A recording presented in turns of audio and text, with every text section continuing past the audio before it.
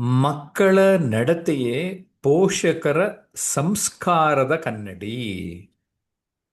Professor M Krishnegowda ಅವರ ಮಾತನ್ನ ನಾನೆಲ್ಲ ಒಂದು ಕಡೆ ಗಮನಿಸಿದೆ, ನಂಗೆ ತುಂಬ ಇಷ್ಟ ಆಯಿತು. ಹಾಗಾಗಿ ನನ್ನ ಪೋಷಣ ಕೌಶಲ್ಯ ಕೃತಿಯಲ್ಲಿ ಅವರ ಸಾಲುಗಳನ್ನು ಒಂದು ಚಾಪ್ಟರ್ಗೆ ತಗೊಂಡೆ ನಾನು.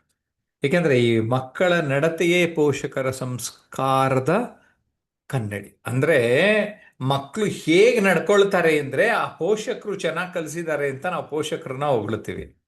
ನಿಮಗೆ ಗೊತ್ತಿರಲಿ ಸ್ನೇಹಿತರೆ, ಪ್ರೊಫೆಸರ್ ಎಂ ಕೃಷ್ಣೇಗೌಡರನ್ನ ಚಂದನಕ್ಕೆ ಇಂಟರ್ವ್ಯೂ ಮಾಡಿದ್ದು ಜಯಪ್ರಕಾಶ್ ನಾಗ್ತಳ್ಳಿ ಯೂಟ್ಯೂಬ್ ಚಾನಲಲ್ಲಿ ಇದೆ. ಅದೇ ವಿಡಿಯೋ ನಾನು ಅಕ್ಷರ ರೂಪದಲ್ಲಿ ಈ ಸಾಹಿತ್ಯ ಚಂದನ ಎನ್ನುವ ಕೃತಿಯಲ್ಲಿ ಕೂಡ 15 ಸಾಹಿತ್ಯಗಳು ಕನ್ನಡ ಭಾಷೆಯ ಸೊಗಡಿದೆ. ಕೃಷ್ಣೇಗೌಡರು ಕೂಡ ಚೆನ್ನಾಗಿ ಮಾತಾಡಿದ್ದಾರೆ. ಈ ಸಾಹಿತ್ಯ ಚಂದನ ಕೃತಿಯಲ್ಲಿ ತಾವು ಆ, ಆ, 15 ಸಾಹಿತಿಗಳು, ಆ ಸಾಹಿತ್ಯ ಕನ್ನಡದ ಸೊಗಡು 15 ಜನರದ್ದು 15 ತೆರನಾಗಿ ಇದೆ, ನೀವು ಓದಲೇಬೇಕು ಅಂತ ಹೇಳ್ತಾ, ಪ್ರೊಫೆಸರ್ ಕೃಷ್ಣೇಗೌಡರು ನಾನು ಕೆಲವು ಕಾರ್ಯಕ್ರಮದಲ್ಲೂ ಕೂಡ ಭೇಟಿಯಾಗಿದ್ದೇನೆ, ವೈಯಕ್ತಿಕವಾಗಿ ಕೂಡ ಪರಿಚಯ ಇದ್ದಾರೆ. ಮೈಸೂರಿನಲ್ಲಿ ಒಂದ್ಸರಿ ಅವ್ರ ಮನೆಗೂ ಕೂಡ ಹೋಗಿ ಬಂದಿದ್ದೆ. ಸೋಷಿಯಲ್ ಮೀಡಿಯಲ್ಲಿ ಗಮನಿಸ್ತಾ ಇದ್ದಾಗ ಈ ಮಾತು ಸೆಳೀತು. ಹಾಗಾಗಿ ನಮ್ಮ ಸ್ಟೂಡೆಂಟ್ಸ್ ಎಲ್ಲ ಮಾತಾಡಲಿ, ಮತ್ತು ಪೋಷಣಾ ಕೌಶಲ್ಯ ಕೃತಿಯಲ್ಲಿಯೂ ಕೂಡ ನಾನು ಇದನ್ನು ಒಂದು ಕಡೆ ತಗೊಂಡೆ, ಈ ಒಂದು ಕೋಟನ್ನು. ಹಾಗಾಗಿ ಆ ವಿಚಾರದ ಬಗ್ಗೆ ನಮ್ಮೆಲ್ಲ ಸ್ಟೂಡೆಂಟ್ಸ್ ಯಾಕೆ ಮಾತಾಡಬಾರ್ದು ಅಂತ ಒಂದು ಅವಕಾಶ ಕೊಡ್ತಾ ಇದ್ದೇನೆ. ಮೊದಲನೇದಾಗಿ ರಾಜೇಂದ್ರ ಅವರು ಈ ವಿಚಾರದ ಬಗ್ಗೆ ಏನು ಹೇಳ್ತಾರೆ ನೋಡೋಣ. ಎಸ್, ರಾಜೇಂದ್ರ ಅವರೇ ನಮಸ್ಕಾರ.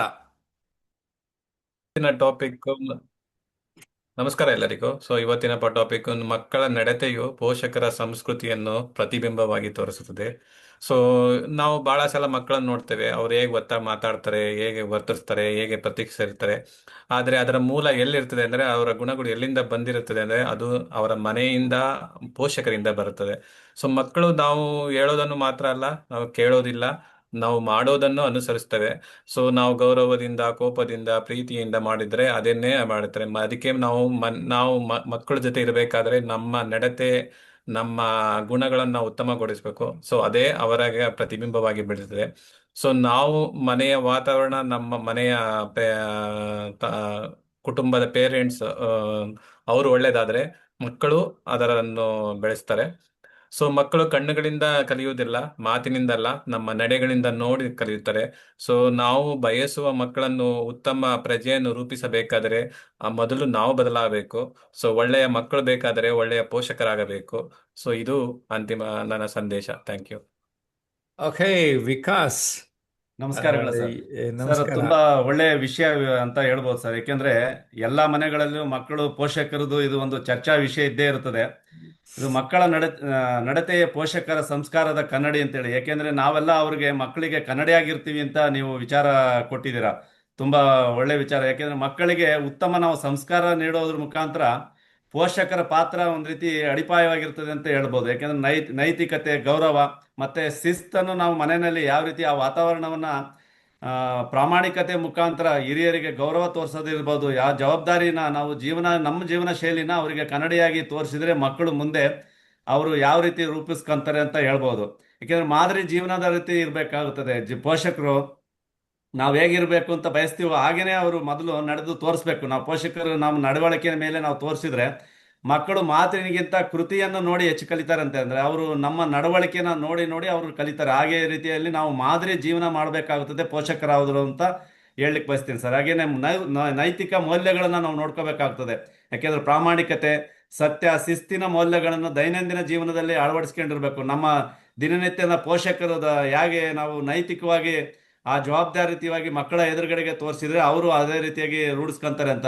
ಹೇಳ್ಬೋದು. ಹಾಗೆಂದ್ರೆ ಹಿರಿಯರಿಗೆ ಗೌರವ, ಮನೆಯಲ್ಲಿ ನಾವು ಸಂಸ್ಕೃತಿ ಮತ್ತೆ ನಮ್ಮ ಗೌರವವನ್ನ ಅಜ್ಜ ಅಜ್ಜಿಯರಿಂದ ಅವ್ರು ಕಲಿತಾರೆ ಅಂತ ಹೇಳ್ತಾರೆ. ಯಾಕೆಂದ್ರೆ ಅಜ್ಜ ಅಜ್ಜಿ ಮನೆಗಳಲ್ಲಿದ್ರೆ ಅವ್ರು ಆಟ ಆಡ್ತಾ ಕಲಿತಾರೆ. ಅದೇ ರೀತಿ ನಮ್ಮ ಸಂಸ್ಕೃತಿನ ಮತ್ತು ಗೌರವವನ್ನು ಯಾವ ರೀತಿ ನಾವು ನಡವಳಿಕೆ ಮುಖಾಂತರ ಅವರಿಗೆ ನಾವು ಕನ್ನಡಿಯಾಗಿರ್ತೀವಿ ಅಂತಾನು ಹೇಳ್ಬೋದು.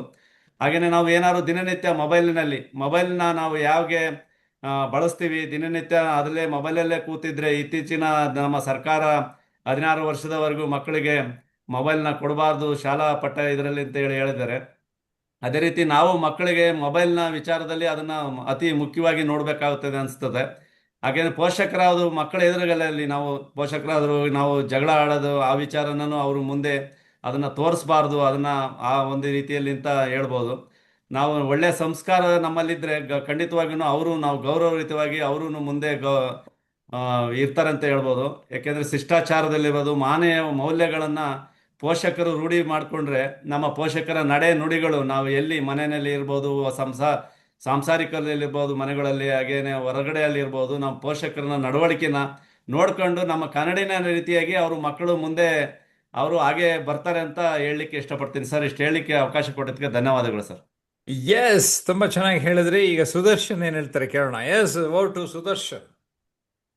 ನಮಸ್ಕಾರ ಎಲ್ರಿಗೂ. ಮಕ್ಕಳ ನಡತೆಯೇ ಪೋಷಕರ ಸಂಸ್ಕಾರದ ಕನ್ನಡಿ. ಆ ಮಕ್ಕಳ ನಡತೆ ಏನಂದ್ರೆ ಪೋಷಕರ ಸಂಸ್ಕಾರ ಹೇಗಿದೆ ಅನ್ನೋದನ್ನ ಮಕ್ಕಳ ನಡತೆಯಲ್ಲಿ ನಾವು ತಿಳ್ಕೊಳ್ಬಿಡ್ಬಹುದು.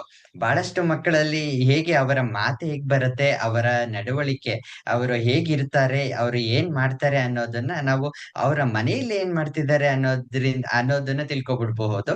ಅಷ್ಟು ಏನು ಮಿರರಿಂಗ್ ಆಗಿರುತ್ತೆ ಮಕ್ಕಳ ನಡತೆ. ಯಾಕೆ ಅಂದ್ರೆ ಅವ್ರಿಗೆ ಆಲ್ಮೋಸ್ಟ್ ಯಾವಾಗ್ಲೂ ಮನೆಯಿಂದನೇ ಚಿಕ್ಕದ್ರಿಂದ ಮನೆಯಿಂದನೇ ಬಂದಿರೋದ್ರಿಂದ ಹೇಗೆ ಮನೆಯ ಮೊದಲ ಪಾಠಶಾಲೆ ಆಗಿರುತ್ತೆ, ಹಾಗೆ ಮನೆಯಿಂದನೇ ಒಂದು ಕ್ಯಾರೆಕ್ಟರ್ ಡೆವಲಪ್ ಆಗ್ತಾ ಇರುತ್ತೆ ಮಕ್ಕಳಲ್ಲಿ.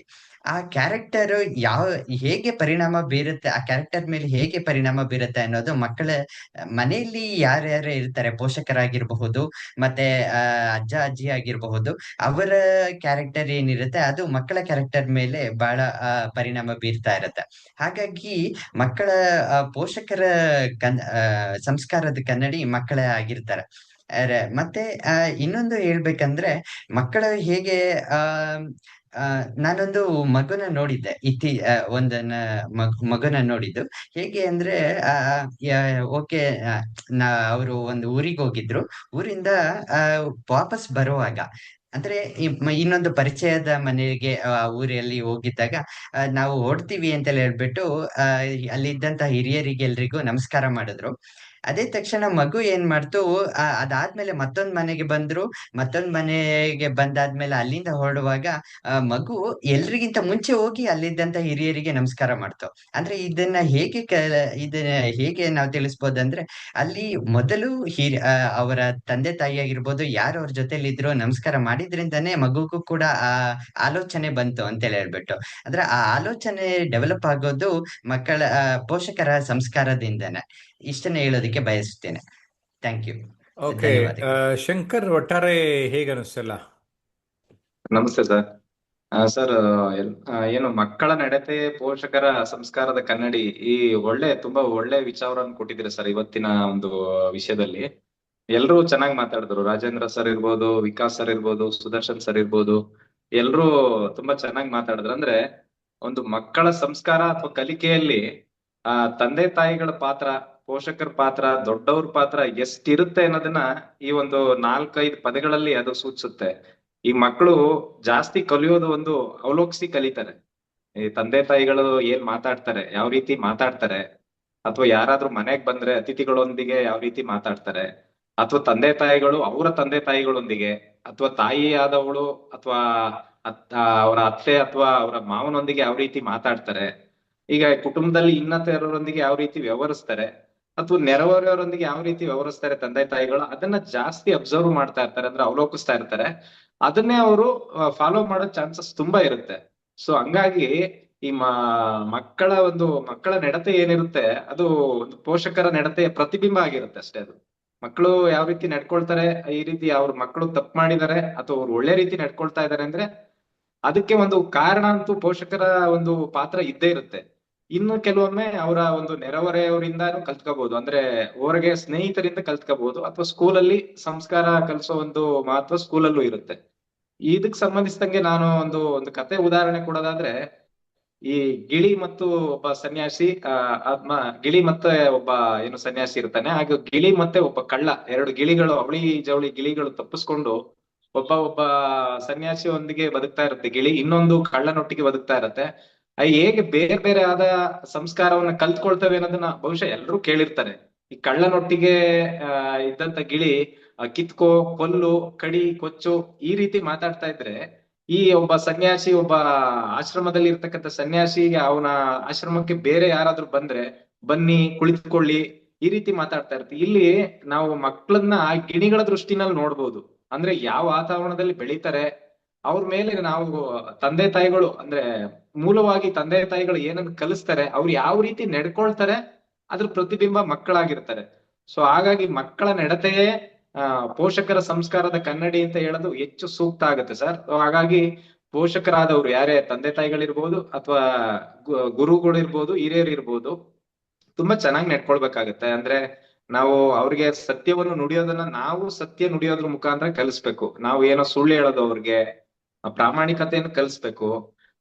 ನೆರೆಹೊರೆಯವರೊಂದಿಗಿರ್ಬೋದು ಅಥವಾ ಬೇರೆ ಈಗ ಯಾರು ಮನೆಗಳಿಗೆ ಅತಿಥಿ ಬಂದ್ರೆ ಅವರೊಟ್ಟಿಗೆ ಯಾವ ರೀತಿ ವ್ಯವಹರಿಸ್ಬೇಕು, ಸೌಜನ್ಯದಿಂದ ಮಾತಾಡೋದಿರ್ಬೋದು, ಅಥವಾ ಏನು ಈಗ ಹಠಮಾರಿತನನ ತೋರಿಸ್ದಂಗೆ ಯಾವ ರೀತಿ ಸಮಾಧಾನದಿಂದ ಮಾತಾಡ್ಬೇಕು, ಸಮಾಧಾನದಿಂದ ಬೇಕಾದದ್ದನ್ನ ಯಾವ ರೀತಿ ಕೇಳ್ಬೇಕು, ಈ ತರ ಸಣ್ಣ ಪುಟ್ಟದ್ದನ್ನ ಅವ್ರಿಗೆ ಚಿಕ್ಕಂದಿನಿಂದಲೇ ನಾವು ಫಾಲೋ ಮಾಡೋದ್ರ ಮುಖಾಂತರ ಅವ್ರಿಗೆ ಅರ್ಥ ಮಾಡ್ಕೊಳ್ಳೋ ತರ ನಾವು ನಡ್ಕೊಳ್ಬೇಕು ಅಂತ ಹೇಳ್ತೀನಿ ಸರ್. ಇಷ್ಟ ಹೇಳ್ತಾ ನನ್ನ ಮಾತು ಮುಗಿಸ್ತೇನೆ. ಎಲ್ರಿಗೂ ವಂದನೆ. ಗುಡ್. ತುಂಬಾ ಚೆನ್ನಾಗಿ ಎಲ್ಲರೂ ತಮ್ಮ ತಮ್ಮ ಅನಿಸಿಕೆಗಳನ್ನ ತಿಳಿಸಿದ್ರಿ. ಮಕ್ಕಳ ನಡತೆಯೇ ಪೋಷಕರ ಸಂಸ್ಕಾರದ ಕನ್ನಡಿ. ಪ್ರೊಫೆಸರ್ ಎಂ ಕೃಷ್ಣೇಗೌಡ್ರೆ, ನಿಮ್ಮ ಮಾತನ್ನ ನಾನು ಕೂಡ ಒಪ್ತೇನೆ. ಪೋಷಕರೇ, ಪೋಷಣ ಕೌಶಲ್ಯ ಅನ್ನೋದು ನಮ್ಮ ಬದುಕಿನಲ್ಲಿ ಅತಿ ದೊಡ್ಡ ಜವಾಬ್ದಾರಿ. ನಮ್ಮ ಜನ್ರೇಷನ್ ಟು ಜನ್ರೇಷನ್ ಏನಾದರೂ ಇಂಪ್ರೂವ್ ಆಗ್ತಾ ಇದೆ ಅಂದರೆ ಅದಕ್ಕೆ ನಮ್ಮ ಪೇರೆಂಟ್ಸ್ಗಳೇ ಕಾರಣ. ಅದಕ್ಕೆ ನಮ್ಮ ಪರಂಪರೆಯಲ್ಲಿ ಪಿತೃಪಕ್ಷ ಎಲ್ಲ ಮಾಡೋದು, ಹಿರಿಯರನ್ನೆಲ್ಲ ಸ್ಮರಿಸೋದು, ಅವರೆಲ್ಲ ಈಗ ಉದಾಹರಣೆಗೆ ಮಾತಿನ ಕ್ಷೇತ್ರಕ್ಕೆ ಬಂದರೆ ಗಾದೆಗಳೆಲ್ಲ ಇದೆಯಲ್ಲ, ಅದು ನಮ್ಮ ಹಿರಿಯರು ನಮಗೆ ಬಿಟ್ಟು ಹೋಗಿರುವ ಬಳುವಳಿ. ಅಂದರೆ ಅವರ ಅನುಭವಾಮೃತವನ್ನು ಗಾದೆಗಳ ಮೂಲಕ ನಮಗೆ ಬಿಟ್ಟು ಹೋಗಿದ್ದಾರೆ. ಅರ್ಥ ಮಾಡ್ಕೊಳ್ಳೋಣ. ಸಂಸ್ಕಾರ ಅಂದರೆ ಏನು ಅಂತ ಅರ್ಥ ಮಾಡ್ಕೊಳ್ಳೋಣ. ಸಕಾರಾತ್ಮಕತೆ ಅಂದ್ರೇನು, ಪಾಸಿಟಿವಿಟಿ ಅಂದ್ರೆ ಏನು ಅನ್ನೋದನ್ನೆಲ್ಲ ಅರ್ಥ ಮಾಡಿಕೊಂಡು ನಾವು ನಮ್ಮ ಬದುಕಿನಲ್ಲಿ ಪೋಷಣ ಕೌಶಲ್ಯದ ಮಹತ್ವವನ್ನು ಅರಿತು ಅದನ್ನು ಅನುಭವಿಸೋಣ ಅಂತೇನೆ. ನೀವೇನಂತೀರಿ? ಕಾಮೆಂಟ್ ಮಾಡಿದ್ರೆ ತಾನೇ ಗೊತ್ತಾಗೋದು. ನೀವು ಸುಮ್ಮನೆ ಇದ್ಬಿಟ್ರೆ ಹೆಂಗೆ ಗೊತ್ತಾಗ್ತದೆ? ಕಾಮೆಂಟ್ ಮಾಡಿ. ಹಾಗೆ Jayaprakash Nagathihalli transformation unlimited YouTube channel subscribe ಮಾಡಿಲ್ಲ ಅಂದರೆ ಈಗಲೇ ಸಬ್ಸ್ಕ್ರೈಬ್ ಮಾಡಿ, ಲೈಕ್ ಮಾಡಿ, 4-6 ಜನಕ್ಕೆ ಫಾರ್ವರ್ಡ್ ಮಾಡಿ, ಪುಣ್ಯ ಕಟ್ಕೊಳ್ಳಿ. ಬಾಯ್ ಬಾಯ್.